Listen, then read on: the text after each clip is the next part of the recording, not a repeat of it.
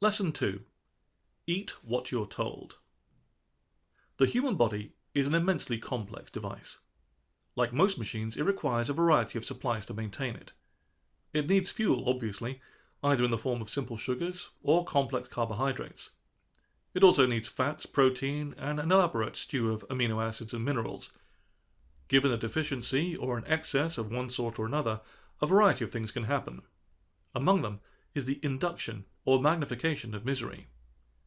It can sound almost impossible to get one's body perfectly balanced, and therefore trivially simple to stir disorder and chaos. In the primitive environments in which the body evolved, however, the diet was enormously variable. One day antelope, the next day nuts.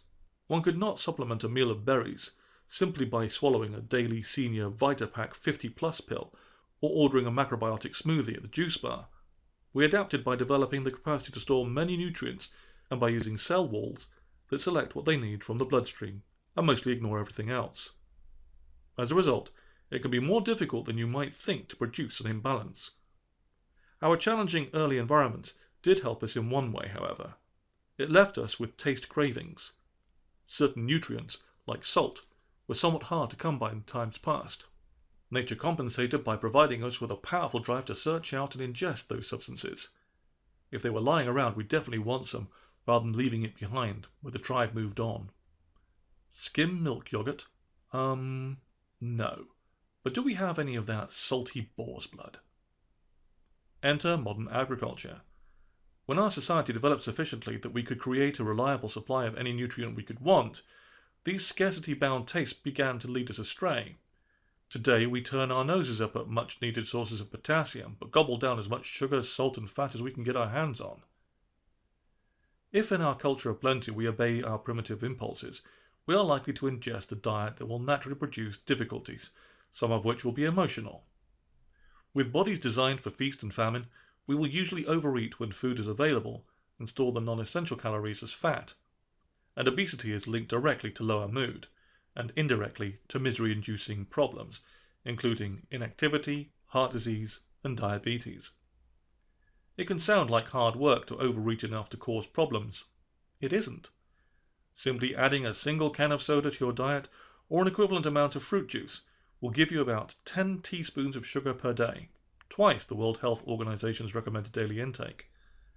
This will provide you with 47,000 sugar-based calories in a year, the equivalent of about 13 pounds of fat. In addition, certain dietary deficiencies have been linked, though in most cases not conclusively, to reduced energy and mood. Many of the B vitamins, particularly B6, B9, and B12, vitamin D, though it must be added that most of the body's vitamin D is produced by sun exposure. Omega-3 fatty acids. The research isn't firm on the matter, but it suggests a link between deficiency and lower mood.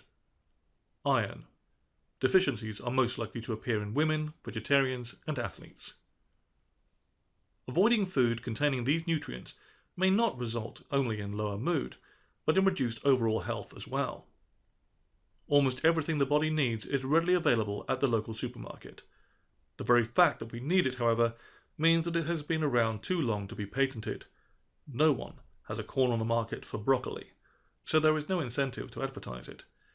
Instead, we have a wide variety of products, cobbled together from processed ingredients and chemical additives, specially engineered to suit a cave person's urges. The recipes for these concoctions are proprietary, so companies stand to make a lot of money if they can create an awareness of and craving for the taste of their own specific products. Consequently, you have an unintentional ally in your quest to lower your mood: the advertising industry. Simply place a notepad by your television, jot down all the products advertised, and use this as your weekly shopping list. Buy these, and you will be imbalanced mentally and physically within weeks. Further, you will be well on your way to a lifetime of impairments. Eat what they tell you. If some crazed family member drags you off one day to a farmer's market or a natural food store or starts ranting on about the Mediterranean diet, resist with vigor. Remind yourself that these foods were, not too long ago, sitting in dirt, growing in dirt, or covered with dirt. Remember what Mum told you. Don't put dirty things in your mouth. ensure that your diet comes out of a box instead, and that the box comes from a nice, clean factory.